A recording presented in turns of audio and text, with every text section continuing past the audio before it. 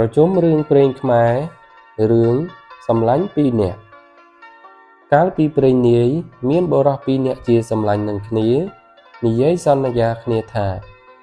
កាលបើយើងមានប្រពន្ធហើយឯងក្តីអញក្តីបើមានទ្រព្យសម្បត្តិយើងត្រូវចិញ្ចឹមគ្នាទៅវិញទៅមកសន្យាគ្នាហើយយូរបន្តិចទៅសម្លាញ់មួយមានប្រពន្ធគ្រប់លក្ខ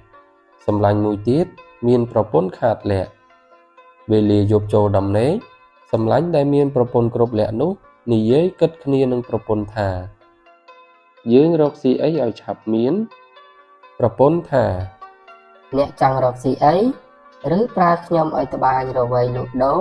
ខ្ញុំទទួលតាមមិនហ៊ានទៅតឹងទាស់ចិត្តអ្នកទេលុះកន្លងមកពេលចូលដំណេកយប់ក្រោយទៀតប្តីនិយាយនឹងប្រពន្ធថានាងអើយបើគិតឃើញរបរមួយមុខបើបានដោយគំនិតនឹងមាសប្រាក់តលតុកថាសដោយងាយប្រពន្ធសួរប្តីថាគិតធ្វើម្ដេចក៏បានងាយម្ល៉េះប្តីប្រាប់ប្រពន្ធថាជាច្រើនឆ្នាំមកហើយនៅក្នុងសមុទ្រមានសំពៅអ្នកចំនួនគ្រប់ប្រទេសខ្លះសុខសប្បាយខ្លះលិចលង់របស់ទ្រព្យសពសារពើមាសប្រាក់កប់នៅបាតសមុទ្រនោះច្រើនយើងគិតនាំគ្នាទៅបាចទឹកសមុទ្រនោះឲ្យរីងត្រអ្វីមាសប្រាក់របស់គ្រប់មុខនោះបើបានត្រីធំតូចយើងធ្វើងៀតធ្វើផ្អកប្រហុកព្រឹកប្រហៀមស្រាងនេះឯងដាំបាយដួសដាក់កញ្ជើឲ្យមានម្ហូបនឹងស្លាម្លូផងយើងទៅបាចទឹកសមុទ្រឲ្យរីងប្រពន្ធឮប្តីប្រាប់ហើយក៏ធ្វើតាមបង្គាប់លុះព្រឹកឡើងរៀបគ្រប់ប្រដាប់ក៏នាំគ្នាទៅមាត់សមុទ្រហើយទុកដាក់បាយម្ហូបចំណីដោយស្រួលទើបប្តីកាន់កញ្ជើមួយខំបាចទឹកទៅលើគោកបាចទាល់តែដល់ពេលបាយទើបឈប់បរិភោគលុះបរិភោគបាយរួចនាំប្រពន្ធបាចទៀតដល់ល្ងាចទើបទៅផ្ទះព្រឹកឡើងនាំគ្នាទៅបាចទៀតតល្ងាចទើបនាំគ្នាមកផ្ទះវិញបាចបានចំនួន5ថ្ងៃប្តីក៏ឈរបាំងដៃមើលទឹកសមុទ្រហើយប្រាប់ប្រពន្ធថាទឹកស្រកសណ្ដក់ហើយនាងប្រពន្ធឆ្លើយថា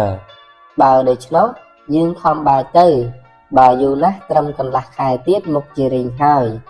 យើងចាប់យកត្រីធំតូចវះងៀតអកប្រហុកថ្លឹងលក់យកប្រាក់មួយទៀតយើងត្រូវការរកការយកមាសតុកថាសចានក្បាលដ៏មាននៅក្នុងសំពៅទាំងប្រមាណដែលលិចលង់យូរឆ្នាំនោះមិនដឹងបើយកទៅណាអស់ទេហើយដល់ល្ងាចនាំគ្នាត្រឡប់មកផ្ទះវិញព្រឹកឡើងនាំគ្នាទៅបាចទៀតហើយនិយាយតែពាក្យដដែលដូចថ្ងៃមុនគងមច្ឆានៅក្នុងសមុទ្រស្ដាប់ឮដំណើរសពគ្រប់ហើយបារម្ភណាស់ជំនុំគ្នាថាយើងមកជាស្លាប់ម្ដងនឹងហើយគួរតែយើងនាំគ្នាទៅទូលត្រីអន្សាសមុទ្រទើបរស់ជីវិតគិតហើយនាំគ្នាមុជហាលទៅដល់ស្ដេចត្រីទូលតាមដំណើរដែលបុរសប្តីប្រពន្ធមកបាចទឹកសមុទ្រនោះស្ដេចត្រីដឹងហើយបង្គាប់ឲ្យត្រីទាំងប៉ុន្មានដែលទៅទូលនោះថាឯងរាល់គ្នាព្រមយកមាស5ក្រឡប្រាក់5ក្រឡនិងតុកថាសផ្ទាល់ចានទៅឲ្យបុរសប្តីប្រពន្ធអង្វរគេឲ្យលែងបាចទឹកសមុទ្រទៅត្រីទាំងនោះក៏យកវត្ថុគ្រប់ចំនួនតាមដែលស្ដេចត្រីបង្គាប់រួចនាំគ្នាពំហាលមកដល់បុរសប្តីប្រពន្ធហើយសុំអង្វរឲ្យលែងបាចទឹកសមុទ្រត្រីទាំងនោះក៏ហាមាត់ខ្ជាក់ក្រឡមាសប្រាក់តុកថាសផ្ទាល់ចានឲ្យបុរសប្តីប្រពន្ធបុរសប្តីប្រពន្ធមានសេចក្តីត្រេកអរពន់ពេកក៏ឈប់លែងបាចទឹកពីថ្ងៃនោះនាំប្រពន្ធរែកទូលជញ្ជូនទៅទុកនៅផ្ទះត្រាតែអស់បុរសប្តីប្រពន្ធក៏មានទ្រព្យសម្បត្តិច្រើនថ្កើងរុងរឿងបានសេចក្តីសុខរៀងទៅពណ៌នាពីសម្លាញ់ដែលមានប្រពន្ធខាតលក្ខ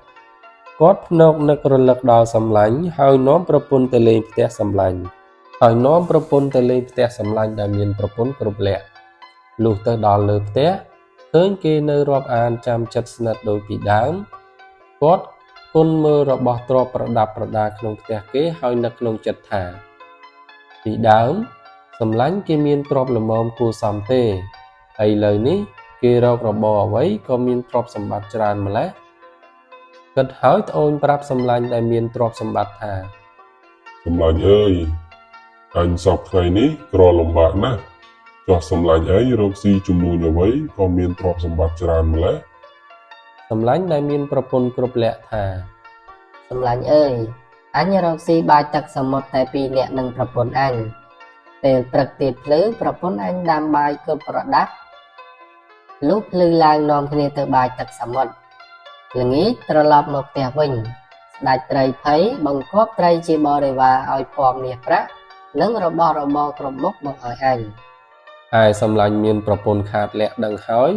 ក៏លាសម្លាញ់ដែលមានប្រពន្ធគ្រប់លក្ខគេក៏ឲ្យប្រាក់យកទៅចិញ្ចឹមជីវិតលុះត្រឡប់ទៅផ្ទះវិញពេលចូលដំណេកបុរសនោះនិយាយនឹងប្រពន្ធថាព្រឹកនេះឯងដាំបាយពីយប់រៀបប្រដាប់ឲ្យមានសពគ្រប់ភ្លឺឡើងយើងនឹងទៅនាំគ្នាបាយទឹកសមុទ្រឲ្យបានមាសប្រាក់របស់ទ្រព្យដូចសម្លាញ់យើងលុះភ្លឺច្បាស់មេខាតលក្ខជាប្រពន្ធបានក្រោកបង្កាត់ភ្លើងឆេះហើយបានបើកខាប់វល់អង្គរកំពប់ម្ដងមួយទូកដៃយកអង្គរទៅលាងកំពប់មួយទូកដៃទៀតច្រកអង្គរទៅក្នុងឆ្នាំងកំពប់ទៀតដល់ពុះជាប់បាយកំពប់ទៀតច្រកអង្គរចំនួនល្មមឆ្អិនពេញឆ្នាំងបាយនៅតែកន្លះឆ្នាំងតរតែថ្ងៃណាស់ហើយទើបដួសដាក់កញ្ជើហើយបណ្ដាប្តីប្រពន្ធទៅបាយទឹកសមុទ្របាយទាំងខឹងទាំងជាបាយចំនួន5ថ្ងៃអស់វងមច្ឆាតូចធំផ្អើលផិតភ័យនិយាយគ្នាថាបុរសប្តីប្រពន្ធពីណាមកបាយទឹកសមុទ្រទៀតហើយពួកត្រីក៏សម្លឹងទាំងវងចាំមើលចាំស្ដាប់